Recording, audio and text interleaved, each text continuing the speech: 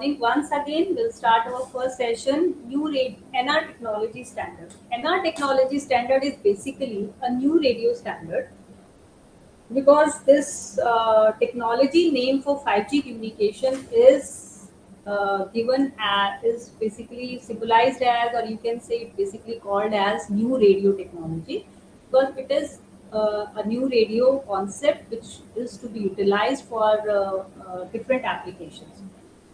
So when we move further, we are currently using 4G communication systems. We are having fourth generation systems, and those fourth generation systems are basically providing us. You can say they are basically providing us broadband services, and those broadband services we can utilize anywhere and anytime. Many of you are basically attending this session on mobile phones, and that is the example of this communication services you are receiving, or broadband services you are receiving on your mobile phones or mobile devices. So that is the fourth generation system providing to you.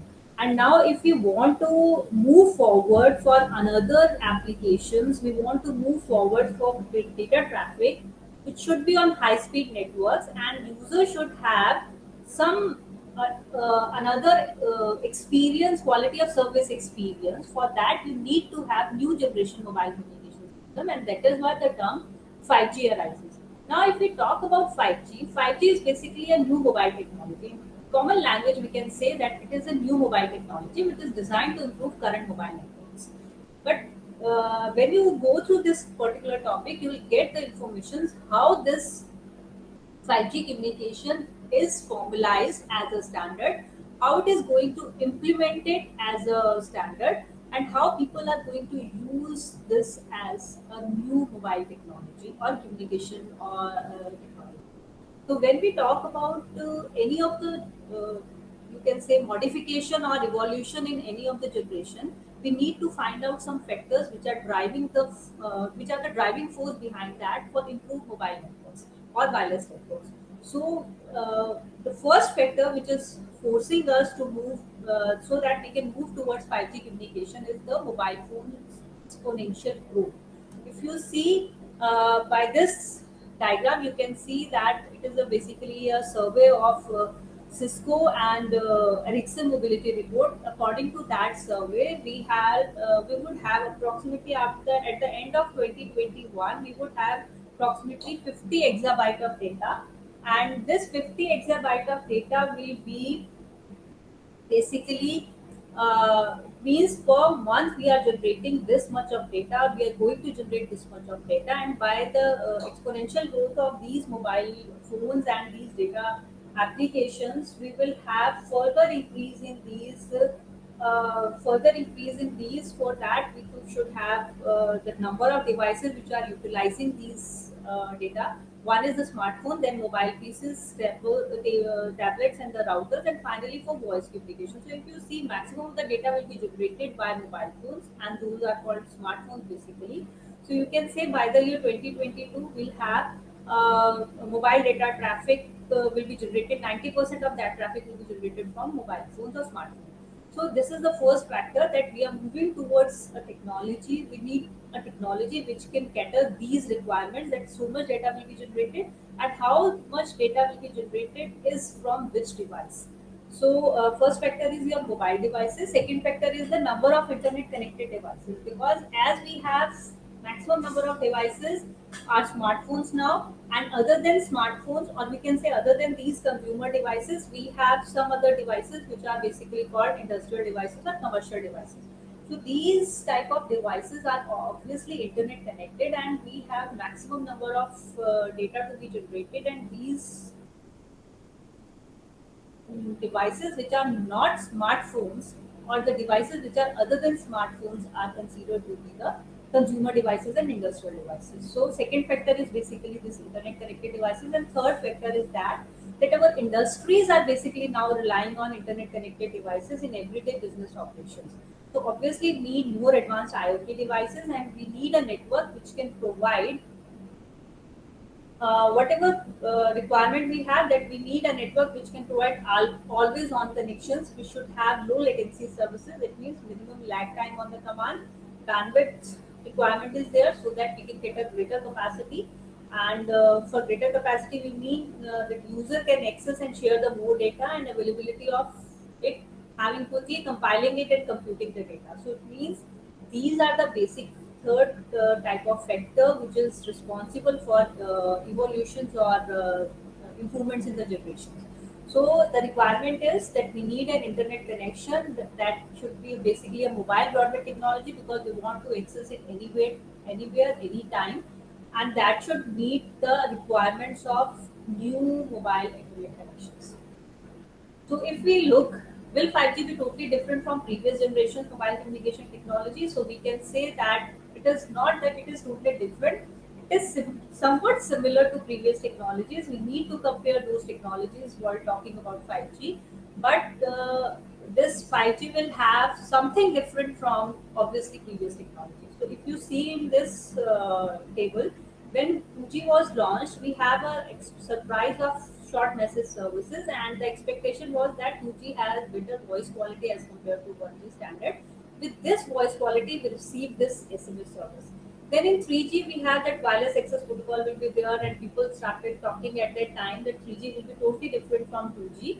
But exact thing of 3G is that we want to have access of internet over their devices, and that is why the surprise is basically web. And after 3G itself, basically we will started working towards the usage of internet over their mobile devices. Then 4G came into picture, and we are totally using this technology. It is basically intermediate multimedia services, and the surprises are that we are using social media sites very efficiently over the this network. And now we are expecting 5G to be launched, and the expectation that the implementation of Internet of Things with 5G is there. But let's see what will be the surprise. Whenever a new technology came into picture, came into market, if the expectations are somewhat there, and we'll get some surprises in that. And for 5G, basically, the third generation partnership project is 3GPP. This is third generation partnership project, which is basically continuing to expand this 4G platform. So they are basically expanding this 4G platform so that the new services with high efficiency will be achieved, and we have increased mobile broadband demand. So present scenario, if we talk, we need to talk about LTE and LTE advanced. Why these two terms? Because theoretically it is 3.9G and it is 4G, and but as a concept, theoretical concept, or the backend concept, 3.9G, nobody knows about 3.9G of this. So that is why they've given the name 4G itself, and it is LTE and LTE advanced. These are faster broadband, you can say, technologies. They have higher capacity because they have OFDMA from, you can say, from one side of the network to another side, or we can say from uplink and downlink conditions. They have OFDMA and SCFDMA, because SCFDMA is single carrier DMA, and if you see, if you have a network area, you can say whatever base station it is, and you are transmitting to the mobile station. So this mobile station will have uplink and downlink connection. So OFDM is basically for downlink connection from your network to, sorry, from your network to mobile station, and from mobile station to network it is basically your uplink connection. So this is your OFDMA and single carrier FDMA. These are basically having flexible support for wider channels, and up to 100 megahertz of channels are supported.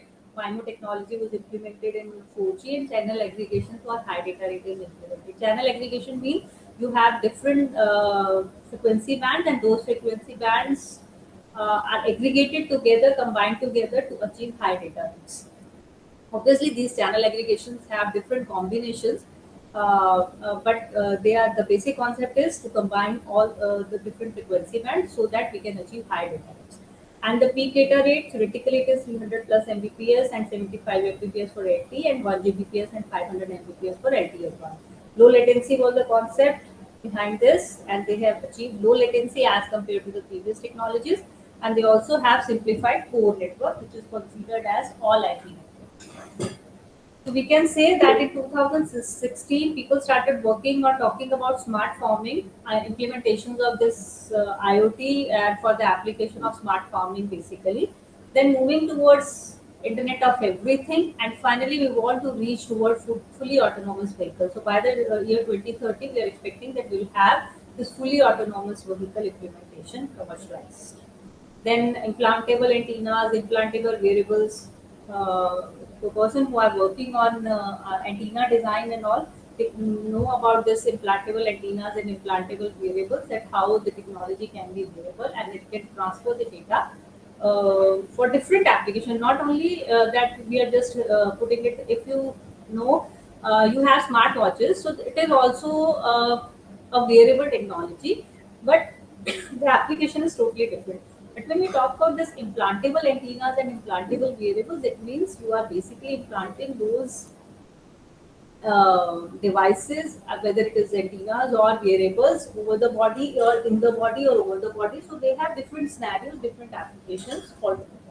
Then broadband multimedia messaging, extreme video sharing, and so on. So we have lots of expectation from 5G, and let's see what 5G basically gave us and how they are providing. They will provide us. So when we talk about this broadband technology, that we need a broadband technology and that to a mobile broadband technology, so we can talk in terms of major two technologies. One is the cellular technology and second is the IEEE 802.11 based WLAN technology.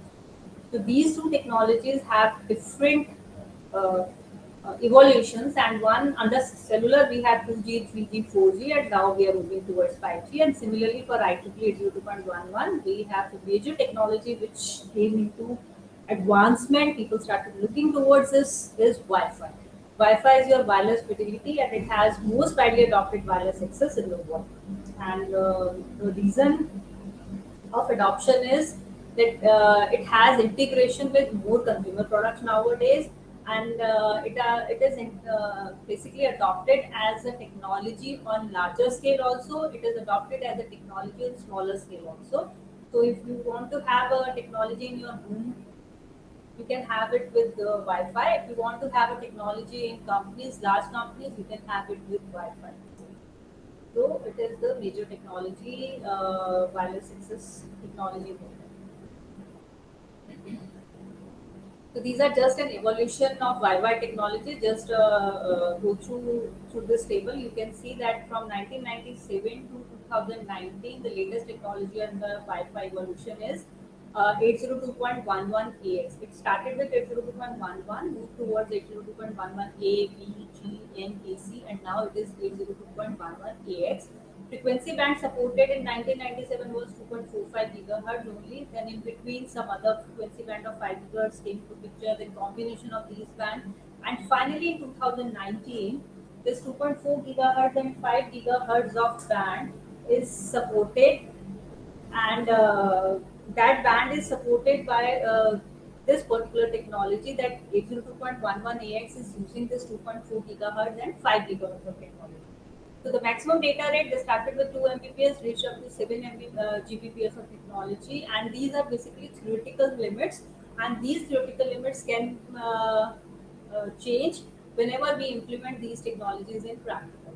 And the technology behind the evolution or technology behind achieving this maximum data rate is CISO in 802.11.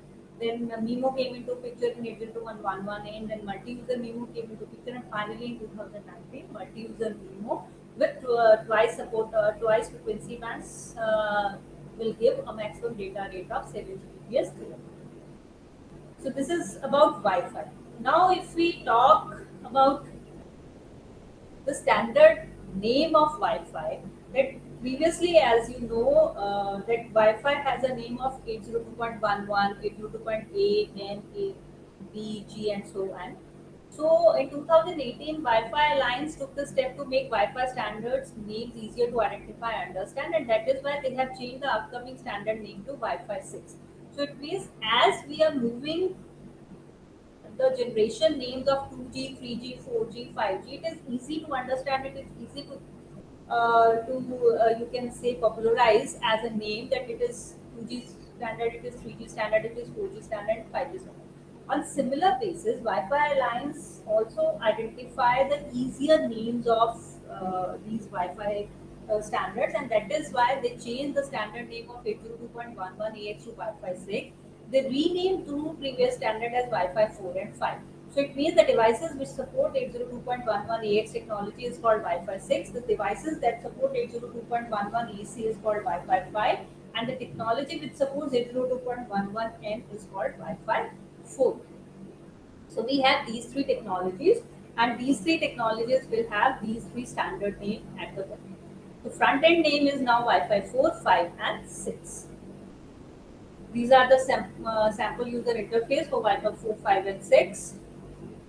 And if you see through this table, this is Cisco Annual Internet Report from 2018 to 2023, the year 2018 to 23. If you see in year 2008 and 9, we have Wi-Fi 4 802.11n, and it gives basically a medium resolution video. Then in 2012-13, we have 802.11 AC now, which is called as Wi-Fi 5, and this Wi-Fi 6 is now for dense IoT deployment, which is launched in 2019. So, as per this survey, by the year 2023, 27.4% of WLAN will be equipped with this Wi-Fi 6 standard, and 66.8% of WLAN endpoint will be equipped with Wi-Fi 5.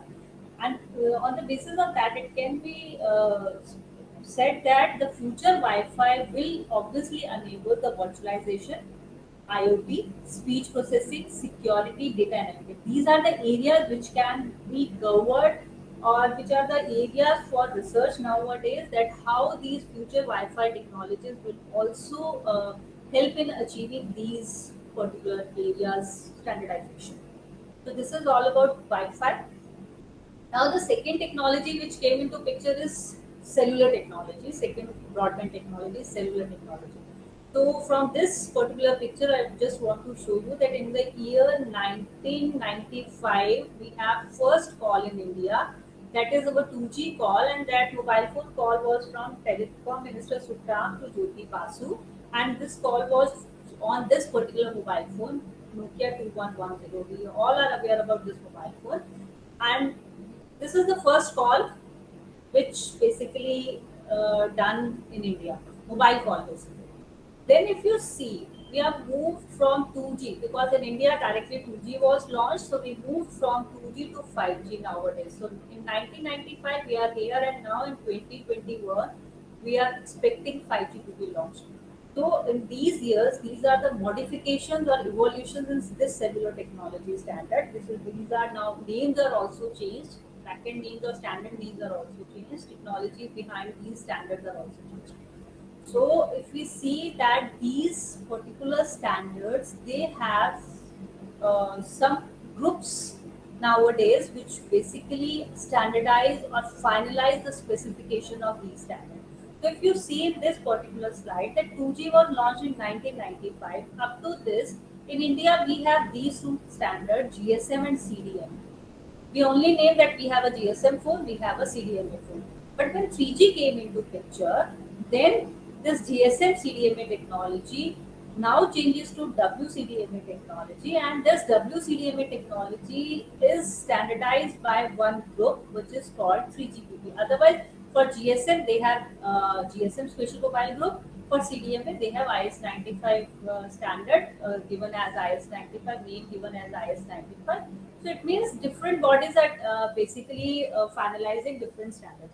But after this 3G, or during this 3G cellular technology launching, they find a group 3GPP, third generation partnership project, and after that third generation partnership project is the only body, basically the body which is finalizing these specifications and standardization. So when we talk about 5G, we need to talk about these 3GPP releases, because these 3GPP standard deployment, they basically work in three principal areas. One is the radio interface. Radio interface means your tower, which is basically called base station. In general term, I am writing it base station. Otherwise, for 5G, they have different name. Then you have your user equipment or mobile station. So this is your downlink and uplink condition, and this is called radio interface. So these 3GPP standard, they identify this radio interface. Then core networks. Core network means your MSC area, your VLR area, your HLR area, your authentication. So it means the backend network is basically called the core network. Hardware network are called the core network, and finally the services. Which type of services? Whether those services are for voice, those services are for data, those services are for other applications, any other applications. So they are considered under these this category. So it means 3GPP standard has three principal areas. So when we talk about this mobile broadband technology, we need to talk about this release from release 12 itself. It started that latest standard version of 3G, which was there at that time to provide mobile operators with new enhancement in these three broad categories.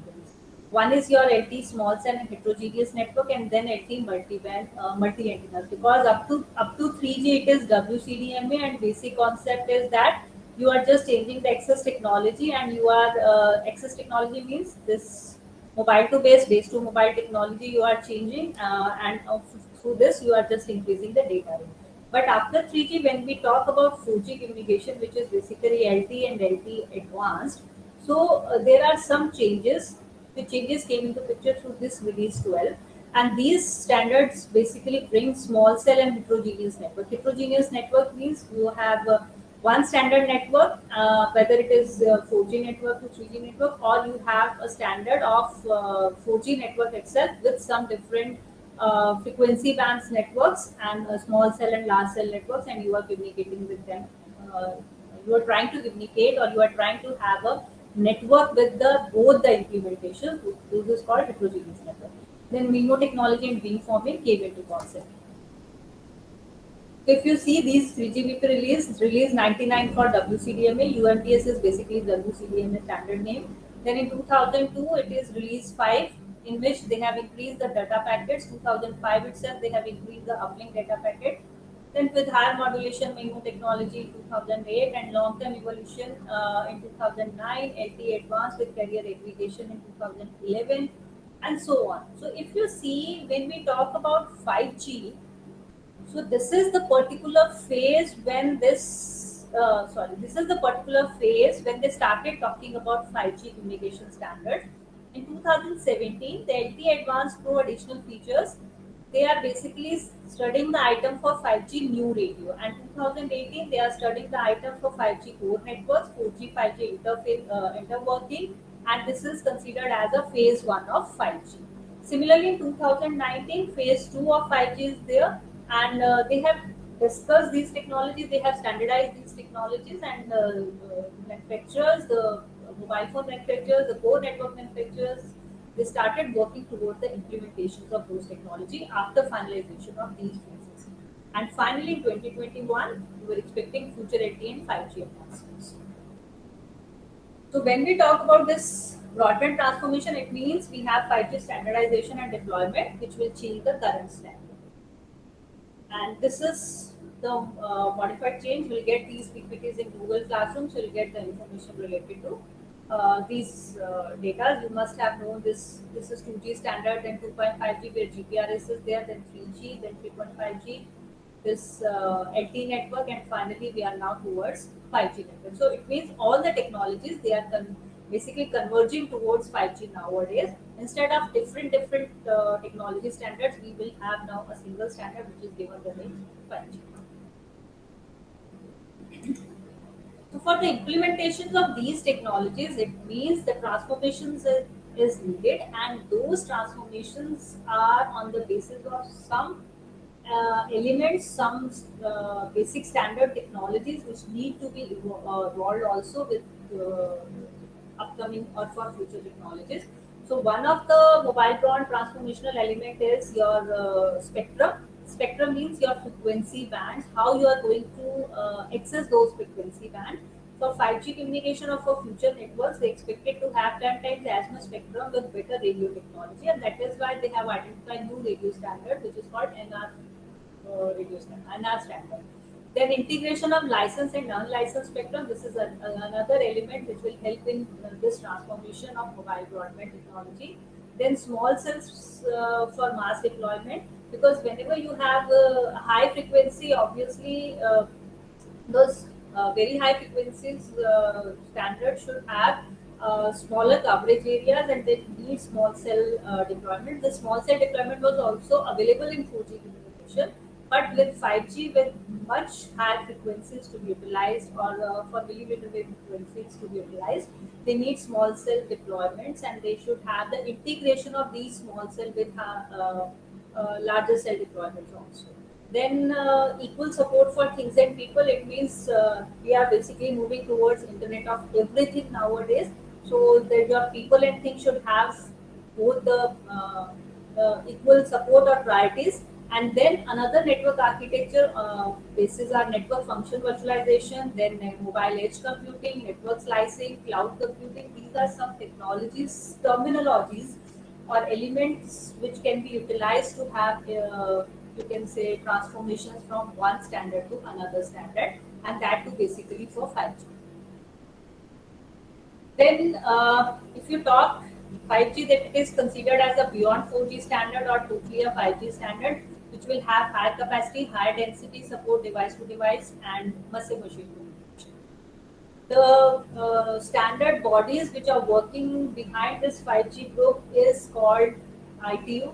ITU is basically, you can say, International Telecommunication Union, and this International Telecommunication Union is under this.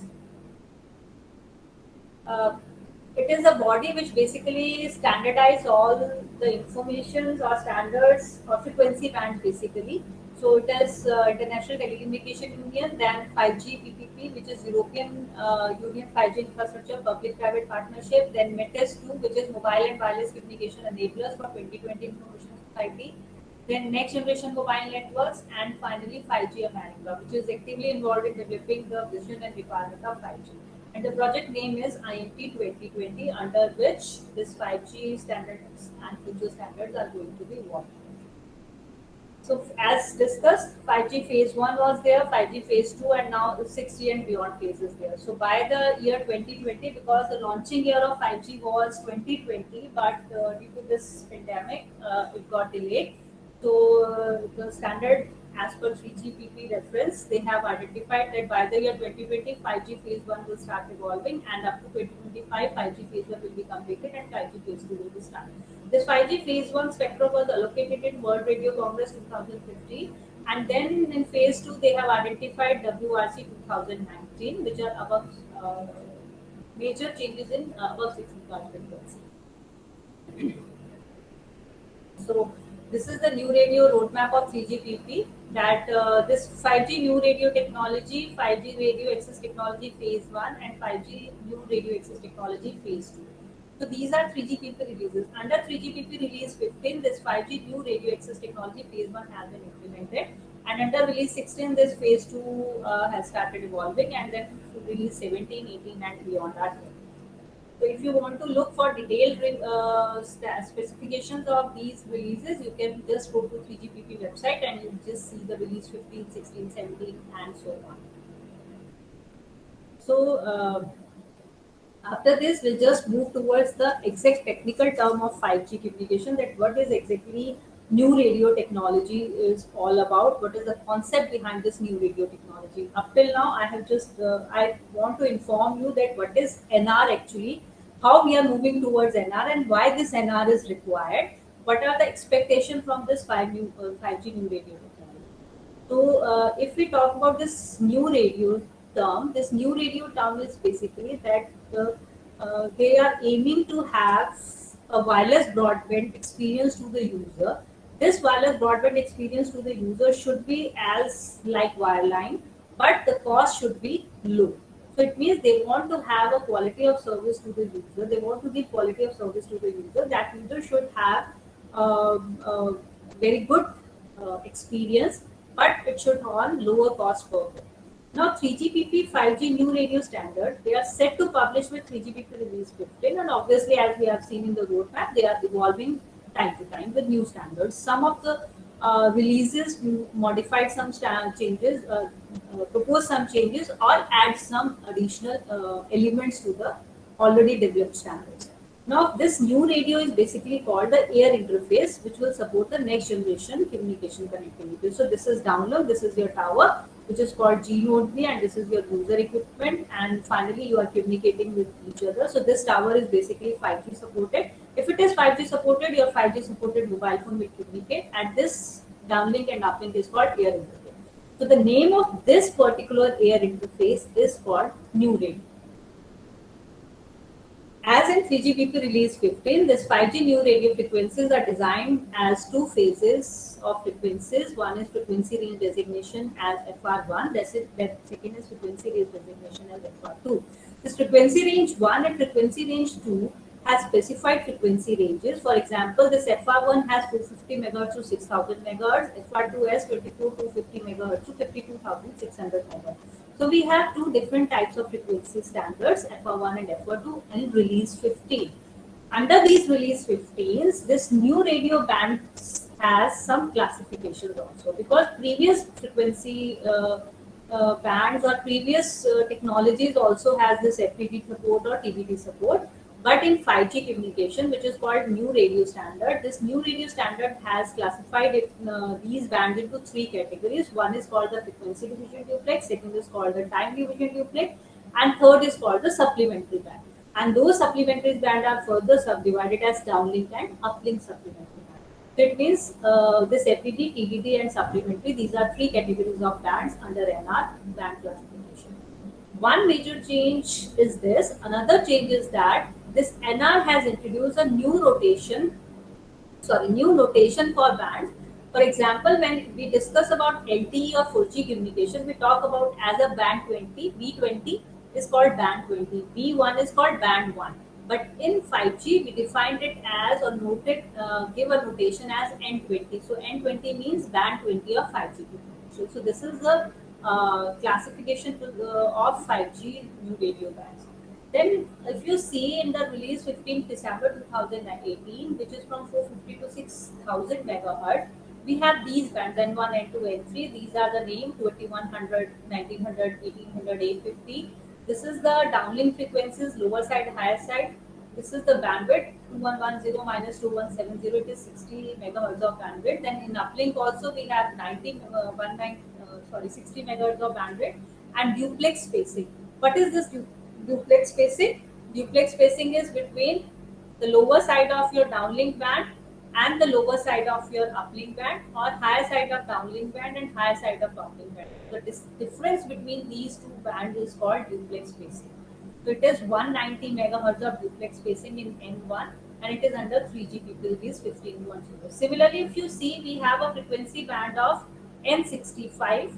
It is under 15.4 release, and we have 190 megahertz of duplex spacing, but now bandwidth is 90. So if you see, it is basically the variations of bandwidth and uplink and downlink, and those variations of bandwidth will have different duplex spacing and different 3GPP releases they have. So this is frequency division duplexing bands. Now, if you talk about time division duplexing band, we have this 2000 of band, 1900 plus, 2300, 25, 15, 37, 3500, and so on. And this particular band of 3500 in LTE also it was defined, and it was defined as the name of LTI. Then in 5G communication, it is considered as band 78, in which the lower frequency covered is 3300 and high frequency cover is 3800. So it is basically 3.3 gigahertz to 3.8 gigahertz for this particular frequency. We have a bandwidth of 500 megahertz, and it is under release 15.0. So it means under different releases they have identified different frequency bands, their modes, their downlink and uplink band. Now, if we talk about supplementary bands, they have supplementary downlink band, which is basically these two bands now in SDL in 15 release 15, which is 1500 plus and 1500 minus, which is from 1432 to 1517 and 1427 to 1430. So this is 85 megahertz of bandwidth. This is 5 megahertz of bandwidth under release 15. Similarly, for uplink also, they have these uplink frequencies, lower and higher modes, their releases. So it is 1800 plus, 1800 minus, it means lower side of 1800 and so on. So these are the frequency band now defined. They are standardized by 3GPP, and whosoever service provider want to provide services under this category, new radio operating band, they have to identify any of the band and they have to utilize those bands for services. This is basically for FR1. Now, if we talk about FR2, which is frequency range 2, it is band 257, which is 28 gigahertz band, then 26 gigahertz, and then again band to 260, 39, and 261 at 28 gigahertz. So in this 257, it has 3,000 megahertz of bandwidth, and in 261, it is 850 megahertz of bandwidth. So it means we have different standards of bands, and these different standards of bands are released under different categories for FR1 and FR2. And these are very high frequencies. You can say it is millimeter wave of frequencies, and these millimeter wave of frequency will have different implementations, and they need to identify these implementations. How we are going to implement the infrastructure, how we are going to utilize these frequencies for communication purposes of different applications.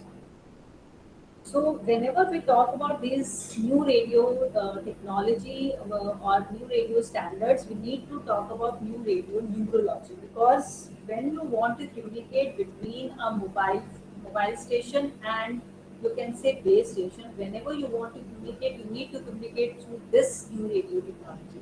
And this new radio technology will has some key concepts or key features, and those key features are covered under this new radio numerology. The first concept is subcarrier spacing. As we know that 5G standard follows OFDMA, which was there in 4G also, OFDMA. But for 4G OFDMA, it is fixed OFDMA of having a delta F of 15 kilohertz, and that delta F of 15 kilohertz has been used. And if we talk about OFDM, it is basically orthogonal frequency division multiplexing, where we have some subcarriers. Those subcarriers are separated using some subcarrier spacing value, which is called delta F, and those subcarrier spacing values, as per 4G, it is 15 kilohertz, and we have some nomenclature for 5G itself. So these subcarriers can overlap because they are orthogonal to each other, and if they overlap, obviously they are benefited to have a in bandwidth saving, and more data can be transmitted through this technology. So this is basic OFDM technology, but how we are going to utilize this technology in 5G and how we were using this technology. We are using this technology in 4G is now you are going to see. So this under new radio neurology, if we talk, this 5G communication has a concept of scalable subcarrier spacing. It means whenever you want to communicate, you have a subcarrier 1, you have subcarrier 2, and this subcarrier 1 and subcarrier 2 have some spacing, this delta F value, and this delta F value is now scalable. It means as per the requirement or as per the standard, you can change these subcarrier spacing. The value calculation is defined by this formula. Delta F is equal to 2 raised to power mu into 15 kilohertz. So it means whichever was fixed as 15 kilohertz in 4G communication, it is now scalable in 5G communication. And for 5G communication, new radio, this subcarrier spacing of 15, 30, 60, 120, 240, and 480 kilohertz are supported. Basically, it is up to 240. Theoretically, it is 480, but practically, they are implementing towards 240 communication technology. And if you see, with the variation of this mu value, mu is 0. So if mu is 0, it is 2 raised to power 0 into 15, which is equal to 15 kilohertz. If mu is 1, so it means it is 2 raised to power 1, which is 2 into 15, which is 30 kilohertz delta F value. If mu is 2, it is 60 kilohertz, 120, 240, and so on. And the second term which came into picture is cyclic prefix. Cyclic prefix, one whosoever has read about OFDM, this cyclic prefix is basically considered as that you have some part of the data and you are just prefixing those part in the during the transmission part. So it means this part is fixed here, and this is your cyclic prefix, this is your symbol time, and finally this is your total OFDM symbol. So this is OFDM symbol time. Total OFDM symbol time is up to this. So it means your TC, your whichever carrier transmission time, your cyclic prefix time, they are combined together, and finally you are getting some OFDM symbol. So this is cyclic prefix that you are copy pasting. Prefixing it also has some postfix also, but normally cyclic prefix is utilized, so that is why the term cyclic prefix is there. So whenever we have 15 kilohertz, it is having a normal cyclic prefix, and normal cyclic prefix is considered to be approximately one fourth of the total symbol. Then 30 kilohertz, it is normal. And the major change in 5G communication is it is supporting two types of cyclic prefix. One is normal and extended, and for 60 kilohertz of the carrier spacing, subcarrier spacing, it is supporting both normal and extended cyclic prefix. Then again for 120 it is normal, 240 it is normal, and so on. So it means the parameters which are defining a numerology is subcarrier spacing and cyclic prefix. So when we talk about this new radio and our radio frame structure, it means we have this delta F value now, and according to this delta F value, we'll have some subcarriers. Those subcarriers can be combined together to have high beta. Now these can be combined or they can be overlapped because they are considered as the orthogonal subcarriers. Now when we talk about these subcarriers, how we are going to communicate using those subcarriers. So it means your mobile and your tower or base station is communicating through these subcarriers, and these subcarriers are combined in some frame structures. So whatever technology you are using, whether it is 2G, 3G, 4G, 5G, or in future technologies also, you have these frames and subframe structures, and those frames and subframe structures are transmitting and receiving the data. You have subcarriers combined together in those frames and frames. So as per the technology standard, you have different frame structures, inbuilt structures. But for 5G communication, now we can say that as per the numerology, this 5G radio will support multiple numerologies. So obviously their frame structure get little different depending on these numerology.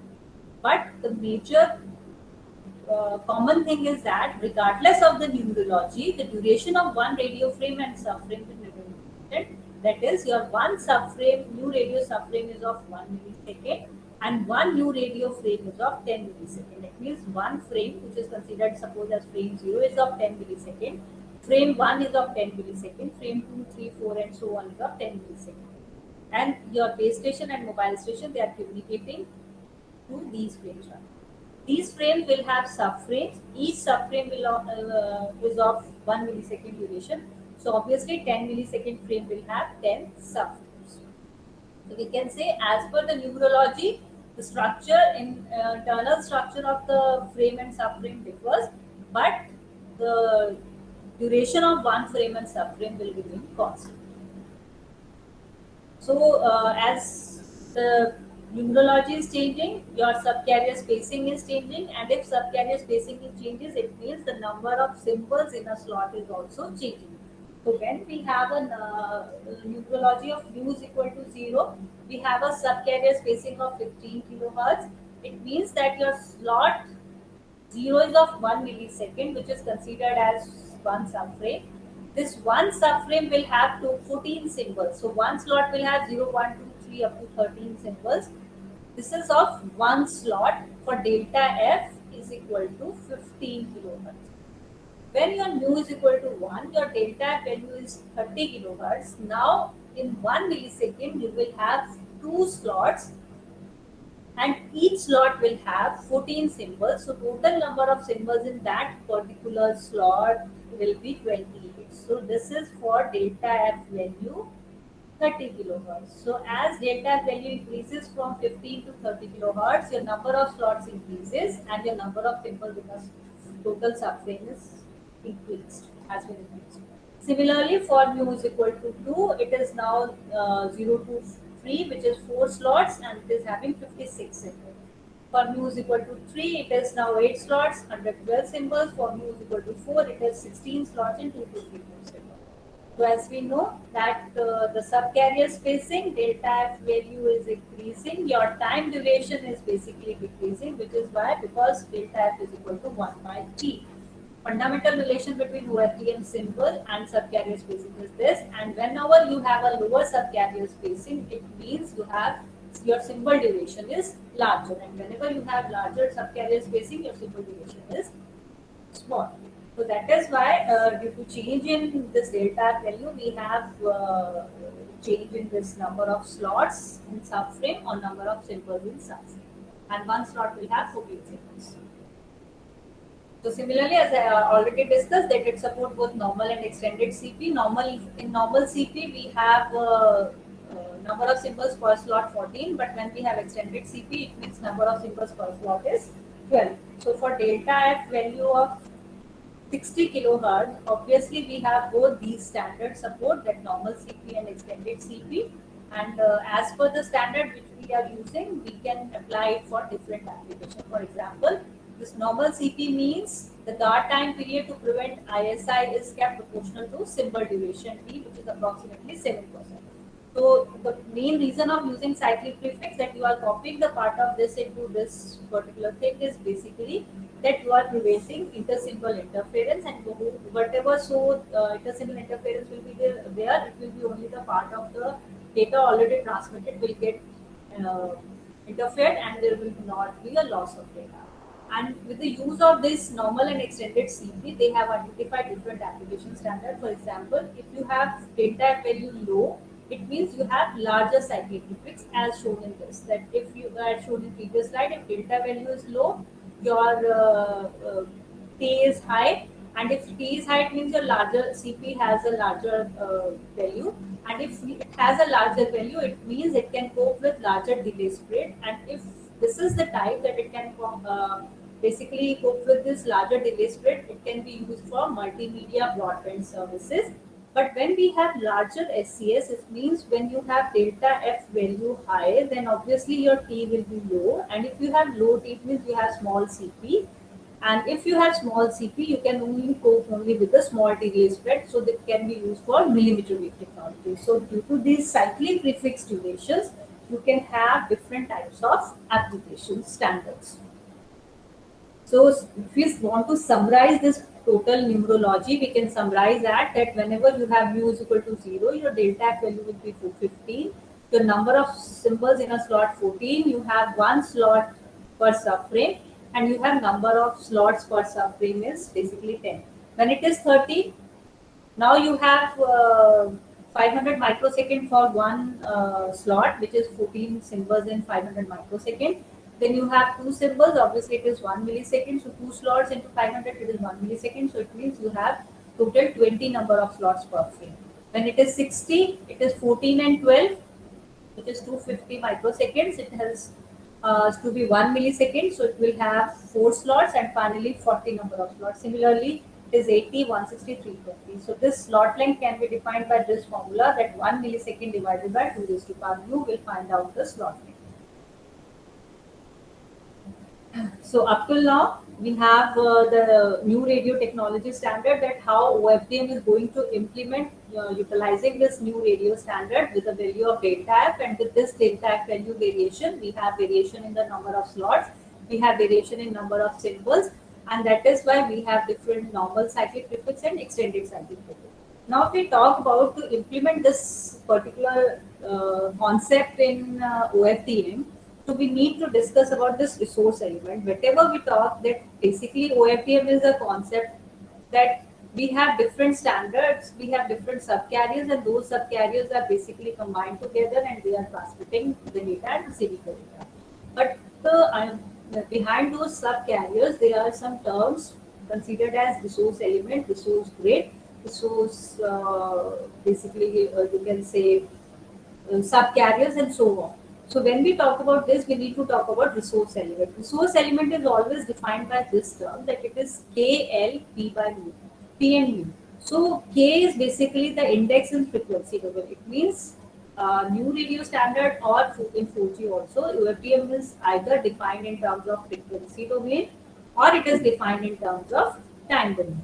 So when we talk about frequency domain, it is defined by the term K, which is index in the frequency domain, and L refers to the symbol position in the time. And this mu is called the subcarrier spacing, P is the antenna port, which actual antenna port we are using. So this resource elements, they are grouped into a physical resource block, and one physical resource block will consist of 12 subcarriers. So you need to understand the mathematics behind this implementation, that we have discussed new radio. Under new radio, we have mu. Due to this mu, we have delta F value. Due to this delta F, we have different P values. Then we have different slots, we have different symbols, and so on. But whenever we talk in terms of time domain, it should be with the index k. Whenever we talk about whenever we talk about frequency domain, it should be k. Whenever we talk about time domain, it should be L. And this particular part is considered as a resource element, and one resource element, it means one resource element or one physical resource block, you can say, is basically having 12 subcarriers. So one resource elements, they are grouped into physical resource blocks, and one resource block consists of 12 subcarriers. And for each numerology and carrier, a resource grid is defined, which is number of resource blocks and number of subcarriers in particular resource blocks and number of symbols in particular subframe. So when we talk about one particular resource block, either in terms of time domain or frequency domain, so when we talk about time domain, it is 14 ORTM symbols. When we talk about frequency domain, it is 12 subcarrier. So it means when you have mu is equal to 0, data value of 15 kilohertz, so one resource block will be equal to 15 into 12. Because one resource block will have 12 subcarriers, so it is 180 kilohertz of bandwidth to transmit. Then mu is equal to 1, we have 30 kilohertz, 30 into 12, it is 360, it is 720, 1440, 2880 kilohertz.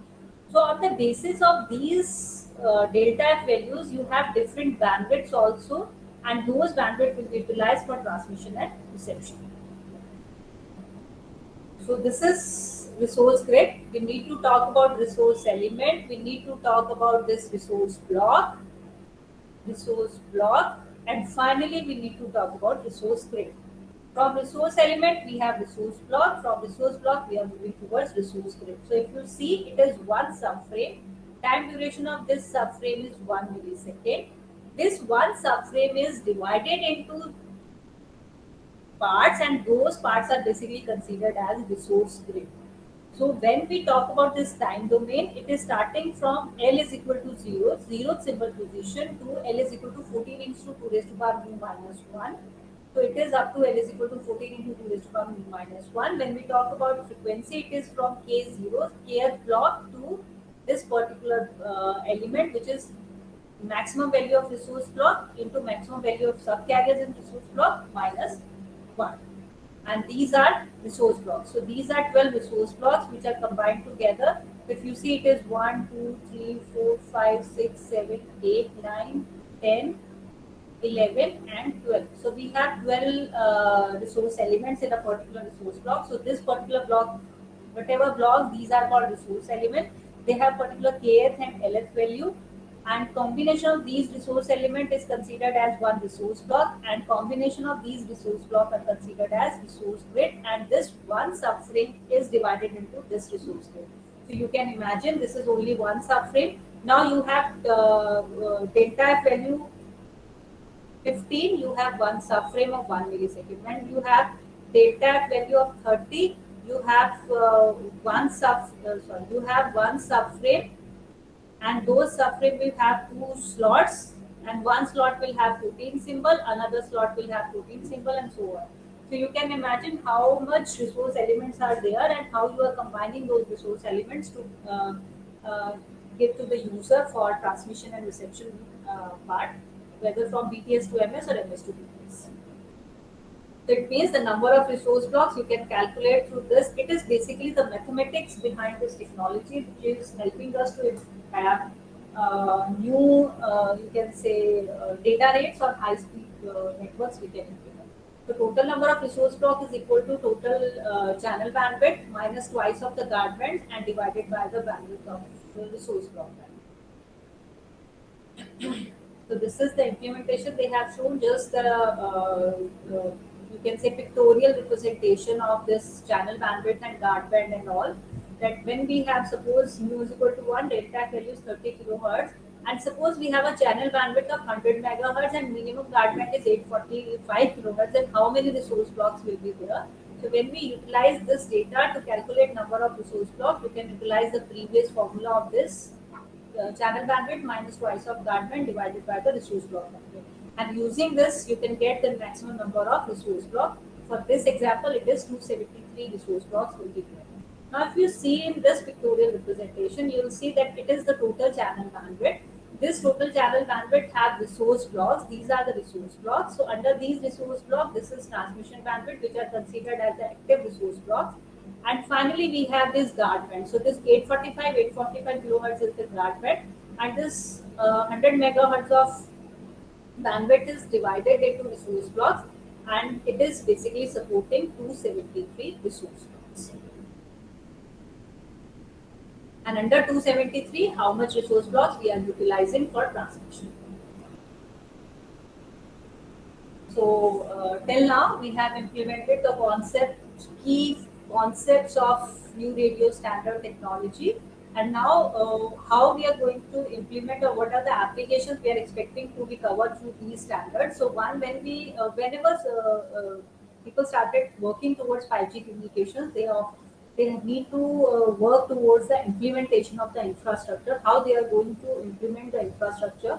So these 5G new radio standard can be implemented either in a standalone mode, or they can be implemented through non-standalone mode. Whenever they talk about standalone standard, it means this 5G cell will have full control plane functionality. It means only 5G core network will be there, combinations of 5G other networks will be there, and finally they have a standalone 5G infrastructure. But when it is non-standalone standard, it means this new radio cell, 5G cell, will use the 4G cell as a control plane. It means at the back end, 4G is utilized for these control plane procedures. So this is first non-standalone mode. This is for new radio standalone mode, that we have 5G core network. This is new radio G node B. G node B is basically next generation node B. Node B is the name of BTS. So in 3G it is given the name node B to the BTS, and finally modified as E node being 4G, and now G node being 5G. So they have new radio G node B, which is next generation node B. This new radio G node B is connected to new radio G node B, and further they are connected to 5G core network. This is called as new radio standalone standard. But when we talk about new radio non-standalone standard, it means we are talking about this EPC. EPC is Evolved Packet Core Network, which is 4G core network. We have 4G E node B, we have NRG node B. This user plane is connected to EPC through NRG node B, but control plane and user plane, they are connected through LTE node B. Which means the control plane procedures are done, or functionalities are done through this E node B. So this is non-standalone mode. And whenever the implementation of this 5G new radio technology is there, now the applications related to these 5G technology came into picture. And by 3GPP, they have identified use cases and target use cases under 5G are enhanced mobile broadband, EMBB, mission critical services, MCS, and massive connected device with ultra reliable, low latency communication. So whenever they talk about this 5G new radio, it means some applications which will cover under this use case, some of the applications cover under this use case, and some applications will cover under these use cases. So they have identified 3 use cases, and as per the use cases, they have different services. For example, when we talk about EMBB, which is enhanced mobile broadband, we need to talk about gigabyte internet, services support, 3D video, ultra high definition screen, VR, AR, etc. These are the services which are basically connected to enhanced mobile broadband use case 1. When we talk about ultra reliable low latency communication, which are URLLC, which is related to the services of self-driving car, which is autonomous vehicles, industrial robots, and drones. So these type of applications will cater by this particular use case family. And when talk about massive machine type communication, which is MMTC, it is basically related to smart cities application, Internet of Things, home automation, e-health, etc. application. So it means 5G, they have identified 3 use cases. Under these 3 use cases, they have identified different services. And to cater these use cases, they need to cater different, you can say, requirements. And if you talk about this enhanced mobile broadband, then if anybody want to work for these enhanced mobile broadband use case, they can work for extreme capacity, because the requirement of 5G is 10 terabits per second per kilometer square. They can work upon data rates, how we can improve the data rates of for particular applications. Then discovery and optimization of the network. Then mobility can also be covered, but it is related to mission critical control services part basically. And then mission critical service control, we have another concept of, because it is related to low latency type of services, and those services are you can say autonomous cars, industrial robot, drones, and so on. So obviously low latency is the requirement, and they are targeting as low as 1 millisecond. Then high reliability is the requirement. You can work for high reliability. And finally the security of 5G communication networks, security of IoT networks. These are came into picture because they have different applications under this mission critical control use families.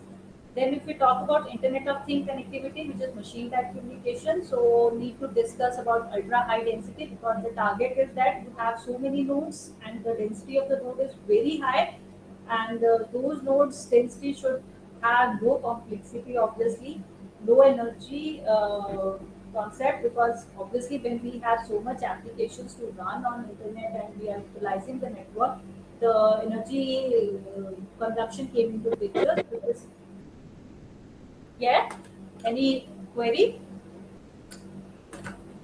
So ultra low energy came into picture. And finally the deep coverage. Deep coverage means you have hard to reach areas, you have challenging locations. How you are going to implement those, you can say, applications in those locations basically is under the requirement of 5G communication. So these are different requirements of 5G networks or 5G on future communication. So challenges, obviously exploding traffic volume, as we have discussed in starting slides, that the traffic is very data traffic is having a large amount of data traffic is going to be there, and then random and diverse traffic will be there, because the type of traffic and the application which is generating traffic is having a large variation. One side you are just have a smartwatch, or you are just having a home automation type of application. Other side you are having a self-driving car or robot or drone or so on. So it means you have random and diverse traffic which need to be handled. Then explosive growth of devices, IoT and IoE control planes, and low cost energy efficiency. These are some of the challenges we need to cater while working on 5G networks or communications. So, and for implementation of these 5G networks, the major concept which came into picture is this cloud RAN.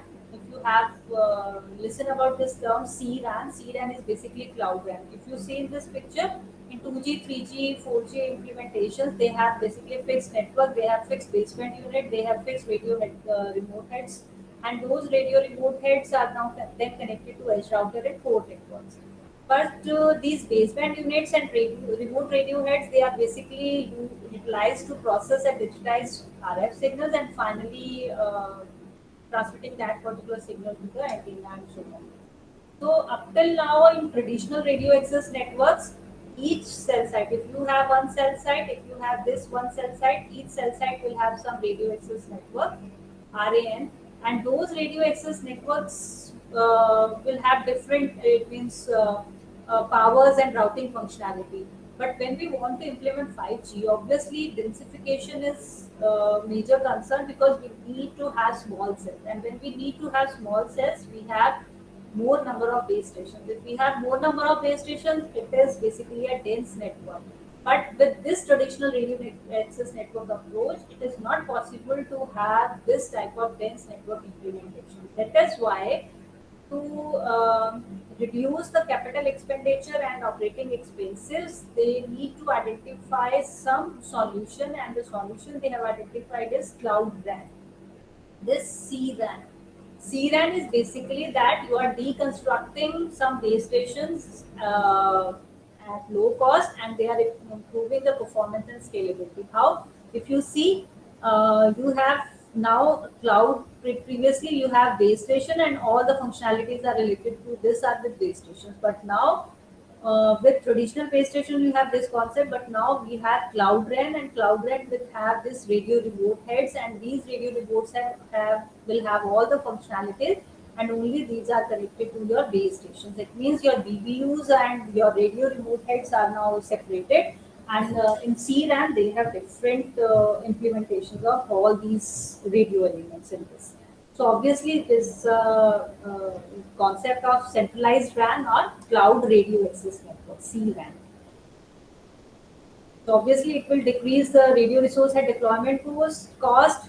It's shared and turned off when necessary. It enables the use of cooperative radio techniques, enable denser radio resource. But the major challenge is it should be on high speed, low latency, and accurately synchronized network. This is the major challenge, but it will provide so many advantages that if this can be implemented, is a better solution to have a simple radio. So whenever we talk about uh, this new radio standard, we need to talk about this capacity enhancement also, and that capacity enhancement can be through spectrum efficiency, it can be through spectrum utilization, it can be through network efficiency. Or when they combine together, it will obviously have increased capacity. So if you want to work on spectrum efficiency, you can work for interference management and traffic adaptation. If you want to work for spectrum extension, you can work from for any of these concepts. And if you want to work for network configuration, you can work for heterogeneous network, soft-defined network, device-to-device, efficient machine type communication, and so on. So these are some of the areas related to capacity enhancements also.